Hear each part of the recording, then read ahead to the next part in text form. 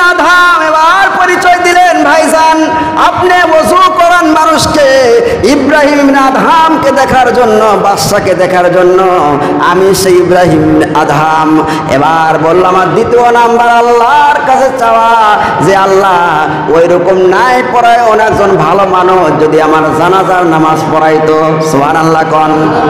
আমার জীবনের প্রথম আশা আল্লাহ তুমি পূরণ করলা, দ্বিতীয় আশাকে আল্লাহ তুমি পূরণ করবা না। এই কথা বলতে বলতে আল্লাহর বান্দা আশহাদু আল্লা ইলাহা ইল্লাল্লাহু ওয়া আশহাদু আন্না মুহাম্মাদার রাসূলুল্লাহ, লা ইলাহা ইল্লাল্লাহু মুহাম্মাদুর রাসূলুল্লাহ বলে দুনিয়ায় থেকে বিদায় নিয়ে চলে গেলেন। জোরে জোরে কন্না সুবহানাল্লাহ। ওই মানুষটার জানাজার নামাজ ইব্রাহিম ইবনে আদহাম পড়াইছেন। আমার ভাইরা, এই জন্য ভালো মানুষকে, ভালো মানুষের সাথে সম্পর্ক রাখেন। মান তাসাব্বাহা বিকওমিন ফাহুয়া মিনহু, যার সাথে যার মুহাব্বত তার সাথে তার কিয়ামত হবে। জোরে কোন সুবহানাল্লাহ। যারা দেশের জনগণের খবর নিয়েছে, ইব্রাহিম ইবনে আদহাম আপনার নাম শুনেছেন। ইব্রাহিম ইবনে আদহাম রাজ সিংহাসনকে পিছনে ফেলাইয়া দেশের জনগণের খবর নিতেন। দেশের জনগণ কেমন আছে, কে কি খাইছে, কি করেছে। আহারে, হযরত ইব্রাহিম ইবনে আদহাম চলে গেলেন এক জায়গায়। যাওয়ার পর দেখতেছেন একজন মানুষ ওযুর পানি নিয়ে নামাজীদেরকে বলতেছে, ভাইজান আপনারা ওযু করবেন, পানি নেন, পানি নেন, ওযু করেন। সমস্ত মানুষরা তার কাছ থেকে পানি নিয়ে নিয়ে ওযু করতেছে। হযরত ইব্রাহিম ইবনে আদহাম আশ্চর্য হয়ে গেলেন। এই মানুষটা সবাইকে ওযুর পানি দেয়। বলে আপনি কয় বছর হলো ওযুর পানি দেন মানুষকে? বলে আমি কত বছর হলো মানুষকে ওযুর পানি দেই, তার কোনো হিসাব নাই। জোরে কোন সুবহানাল্লাহ। ইব্রাহিম ইবনে আদহাম বললেন, আপনি মানুষকে ওযুর পানি দেওয়ার কারণটা কি? তার পরিচয় দেয় নাই, ছদ্মবেশে আছে। বলতে মানুষকে ওযুর পানি দেওয়ার মেন কারণ হচ্ছে আমাদের দেশের বাদশা ইব্রাহিম ইবনে আদহামকে জীবনে একটা বার আমার চোখ দিয়ে দেখতে চাই। কারণ হচ্ছে সে রাজ সিংহাসনকে পিছনে ফেলাইয়া দেশের জনগণের খবর রাখে। এই ভালো মানুষটাকে আমি একটু দেখতে চাই। রাত্রিবেলা দাঁড়ায়া দাঁড়ায়া তাহাজ্জুদ নামাজ পড়ে আমাদের বাদশা ইব্রাহিম ইবনে আদহামের জন্য আমি দোয়া করি। সুবহানাল্লাহ। ওই বাদশা, ওই রাজা সবচাইতে ভাগ্যবান, যেই রাজা, যেই বাদশার জন্য জনগণেরা চোখের পানি ছেড়ে কাঁদে। আর ওই বাদশা, ওই সরকার সবচাইতে দুর্ভাগা, যার জন্য জনগণেরা অভিশাপ করে, বদদোয়া করে। জোরে কোন ঠিক কিনা? ন্যায় বিচারক বাদশা কিয়ামতের দিন আল্লাহ পাকের আরশের নিচে জায়গা পাবে। যেদিন আল্লাহ পাকের আরশের ছায়া ছাড়া কোনো ছায়া থাকবে না, সেদিন ওই ন্যায় বিচারক বাদশা আল্লাহর আরশের নিচে বসে থাকবে। জোরে কোন সুবহানাল্লাহ। কিয়ামতের হাসরের ময়দানে আধাত উপরে যখন সূর্য তাপ দেওয়া শুরু করে দিবে, মাথার মগজগুলো গলে গলে নাক কান্দে টকবক টকবক করে পড়বে। মানুষের জিহ্বাটা কুকুরের জিহ্বার মতো নাভিস্থল পর্যন্ত চলে আসবে। মানুষের কলিজা ফেটে গিয়ে মুখের কাছে চলে আসবে। মাটি পুড়ে তামা হয়ে যাবে। নিজের বাবা মা নিজের সন্তানকে চিনবে না, নিজের সন্তান বাবা মাকে চিনবে না, নিজের স্ত্রী স্বামীকে চিনবে না, স্বামী স্ত্রীকে চিনবে না। সেই মুহূর্তে আল্লাহ রাব্বুল আলামিন ন্যায়পরায়ণ বাদশাকে আল্লাহর আরশের নিচে বসায়া রাখবেন। জোরে কোন সুবহানাল্লাহ। ন্যায়পরায়ণ বাদশাকে আল্লাহ রাব্বুল আলামিন সেদিন স্বাগতম, ওয়েলকাম জানাবেন। দুনিয়ায় তুমি ন্যায় বিচার করেছো।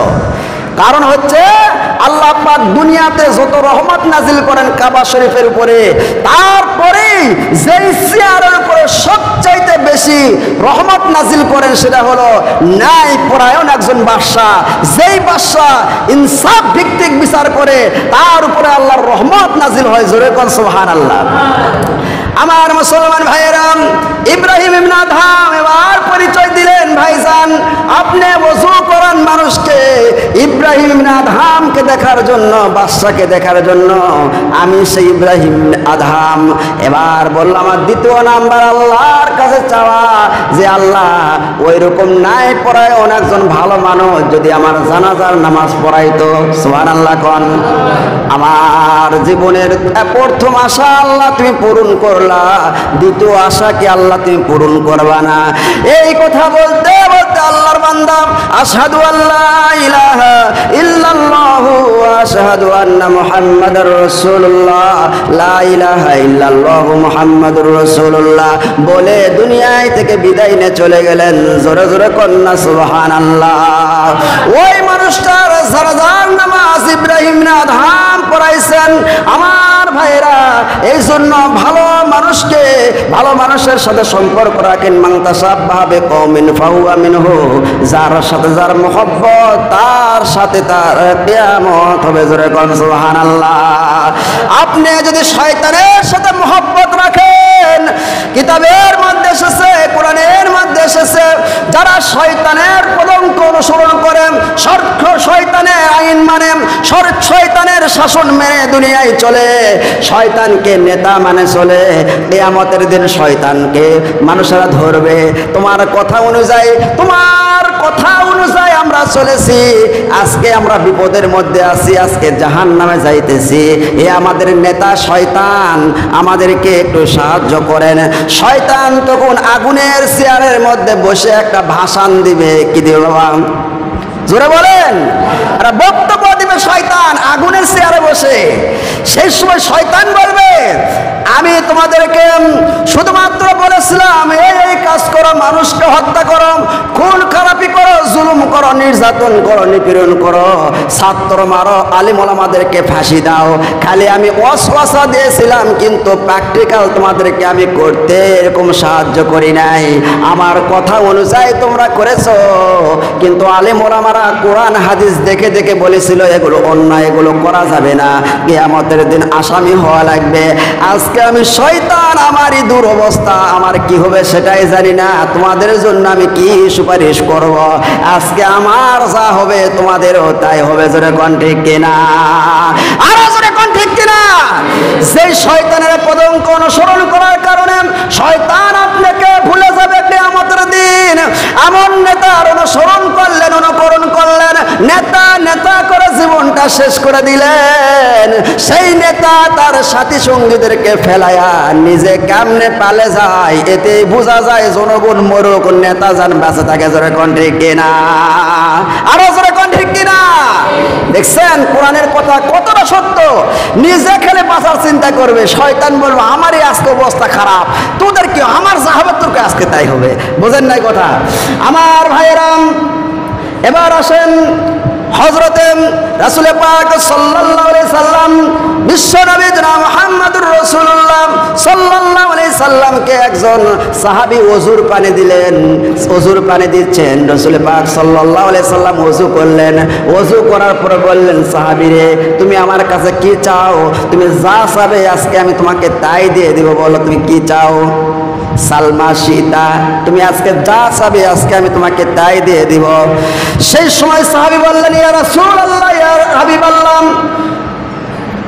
আমি আপনার সাথে জান্নাতের মধ্যে থাকতে চাই। আল্লাহর হাবিব বললেন, ও সাহাবী, এমন একটা আবদার করো না, সেই আবদারটা আমি পূরণ করতে পারবো না। সাহাবী বললেন, ইয়া রাসূলুল্লাহ, ইয়া হাবিবাল্লাহ, যদি আপনার সাথে আমি জান্নাতে, রফিকুতুল বিনাল জান্নাহ ফিল জান্নাহ, আমি আপনার সাথে যদি জান্নাতে না থাকতে পারি, আমার আর কোনো কিছু চাওয়ার নাই। চিন্তা করছেন, নবী বলেছেন, যা চাইবে আজকে সালমা সীতা আজকে তাই দিয়ে দিব। আমাদেরকে এরকম বললে আমরা কি বলতাম? 10 কেজি সৈন্য দাও, একবার আলাই এমপি হবার চাই। ঠিক কিনা কন? একবার হলে ওর 14 গোষ্ঠী ফানাস, ওই এত টাকা খাইছে মারে, ওই চলবে ওর 14 গোষ্ঠী চলে, মরার পরও 100 বছর পর্যন্ত টাকা খালেও শেষ হবে না, এত মারেছে। জোরে জোরে কন ঠিক কিনা? কিন্তু সাহাবী বলতেছে কি, আমি আপনার সাথে জান্নাতে থাকতে চাই। রাসূল পাক সাল্লাল্লাহু আলাইহি সাল্লাম বললেন, ও সাহাবী, যদি তুমি আমার সাথে জান্নাতে থাকতে চাও তাহলে তোমাকে একটা কাজ করতে হবে। সেই কাজটা হলো বেশি বেশি করে সেজদা দাও, তাহলে আমি নবীর কাছাকাছি চলে যাবে। যেরকম সুবহানাল্লাহ। ভালো মানুষ যদি হতে চান বেশি বেশি করে নামাজ পড়েন, আল্লাহকে সেজদা দেন, আল্লাহ রাব্বুল আলামিন আল্লাহর নৈকট্য বান্দা বানায় দিবে। যেরকম সুবহানাল্লাহ। হযরতে মূসা কালিমুল্লাহ আল্লাহ রাব্বুল আলামিনকে বলেন, আল্লাহ আমার সাথে জান্নাতি হবে কে? আল্লাহ পাক বললেন,